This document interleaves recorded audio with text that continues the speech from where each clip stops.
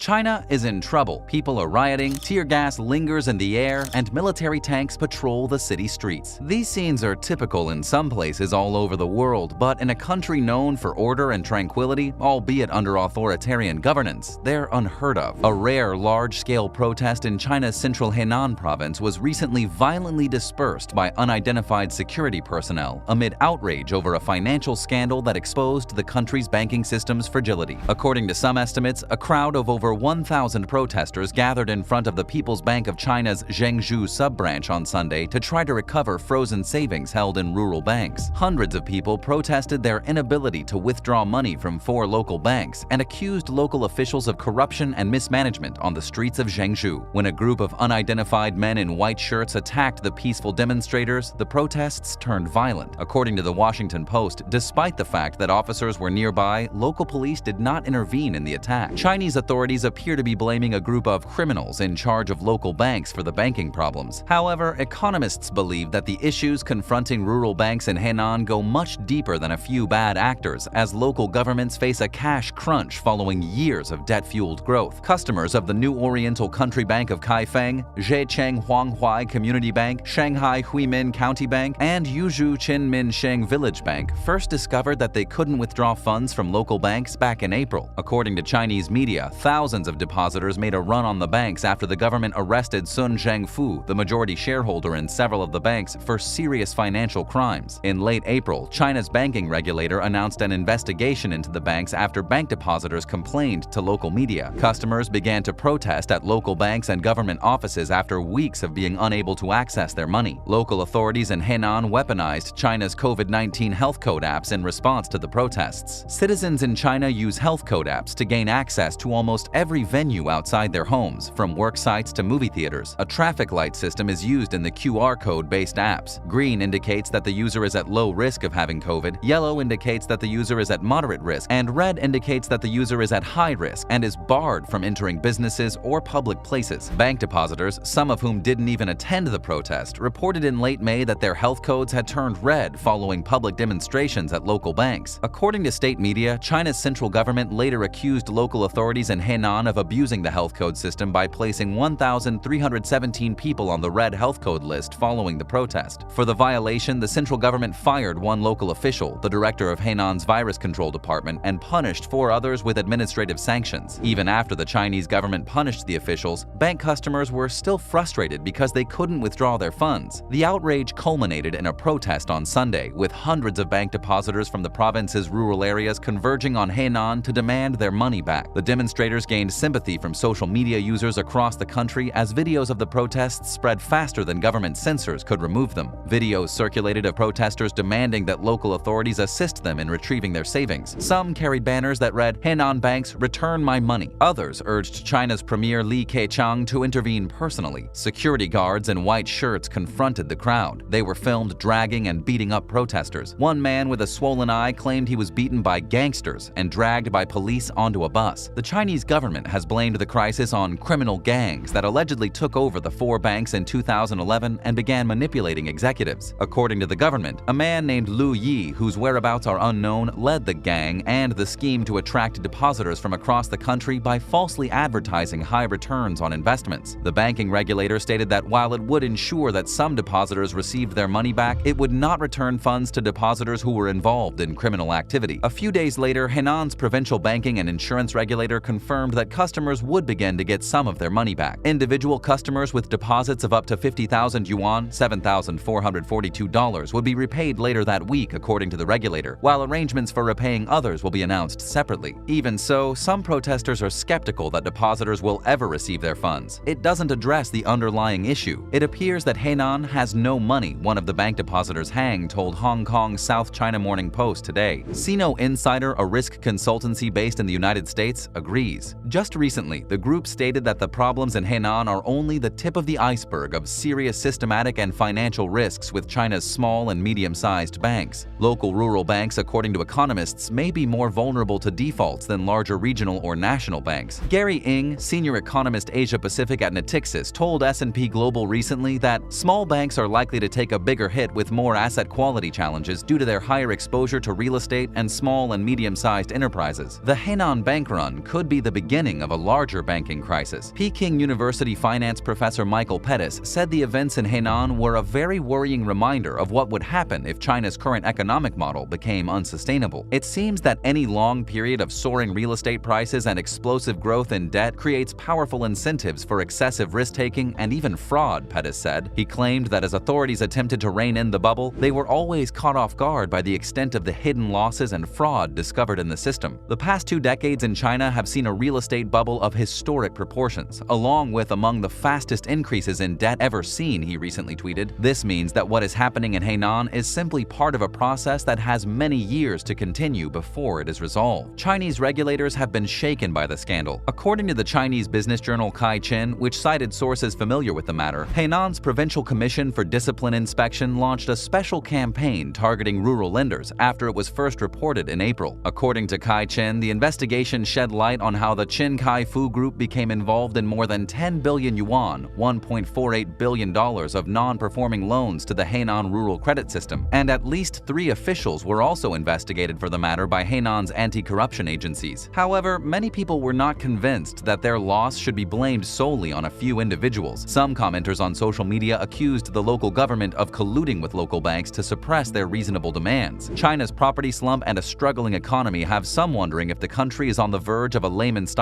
crisis. While China's economic problems are significant, they're unlikely to cause a meltdown that would send the country's financial system into a tailspin. Long-term investors have long been concerned about the debt that has fueled China's property boom, and thus its economic growth. They aren't alone. Chinese policymakers have been attempting to address the debt in their economy, which is why they were much more conservative in providing COVID-related stimulus in 2020. That's also the reason for the property crackdown that has sparked the current slump. However, policymakers are in a sticky situation as mortgage payment boycotts spread to roughly 300 unfinished projects in 90 cities. Authorities are attempting to strike a balance between 2 contradictory goals, keeping a lid on or even lowering the amount of debt in its property sector, while also assisting property developers to complete projects and avoid further social unrest. Debt for property developers is rapidly increasing, while net income is decreasing. Mortgage suspensions are a new feature in the housing market, and Eswar Prasad, former head of China for the International Monetary Fund and now an economics professor at Cornell University, is concerned that it will constrain developers of even viable projects that end up being stalled due to a lack of financing. This could reverberate further in a market where housing prices are already falling and economic uncertainty is high following anemic second-quarter economic growth as a result of COVID-related lockdowns. Given that the real estate market is a major driver of growth, there's no denying the economic risk. Defaults may rise as tighter liquidity stresses developers and some banks, though Prasad pointed out that many are state-owned and the government can easily inject liquidity, limiting the risk of a systemic financial crisis. That's great news, not just for China, but for Elon Musk and Tesla too. Ever since diving headfirst into the Chinese market, Tesla has realized immense success in both production and sales. Following a difficult couple of months in China, Tesla reported a significant increase in sales in its most important international market in June. The surge occurred as the world's second-largest economy began to ease COVID-related restrictions following months of lockdowns in major cities and as it makes efforts to boost car sales to support growth. Tesla's June sales in China were 78,906 units, up 138% year-on-year. Deliveries from its Shanghai Gigafactory totaled 77,938 units, a 177% increase year-on-year. According to data sent by Tesla to the Global Times, both sales and deliveries reached new highs. Tesla's sales of Chinese-made vehicles were strong at the start of this year, propelling the company to the top of the list of pure electric brands. In March, it delivered 65,814 vehicles from its Shanghai factory, the vast majority of which were sold in China. This figure was 85% higher than a year ago. That was before the city of Shanghai was shut down for 2 months to contain the city's worst COVID outbreak. In April, Tesla's Shanghai factory was closed for several weeks. Even after the plant reopened, the company's output remained limited due to supplier shortages. In April and May, China's overall car market slowed as strict lockdowns hampered vehicle production and sales. But as the country gradually reopens, the market has begun to pick up. Tesla has increased production at its Shanghai plant. In a recent statement, Tesla stated that the issue it encountered in the first few months of the quarter are now mostly behind it. Despite ongoing supply chain challenges and factory shutdowns beyond our control, June 2022 was the highest vehicle production month in Tesla's history, it said. China's government is now rushing rushing to boost growth after COVID lockdowns battered the economy and caused skyrocketing unemployment. However, with an impending banking crisis, an ongoing debt crisis, and a restless population, China may find itself with more problems than it can handle. You can support us by liking this video and subscribing to our channel if you haven't already. We really appreciate it. Well, that's it for now. Until next time, welcome to the future.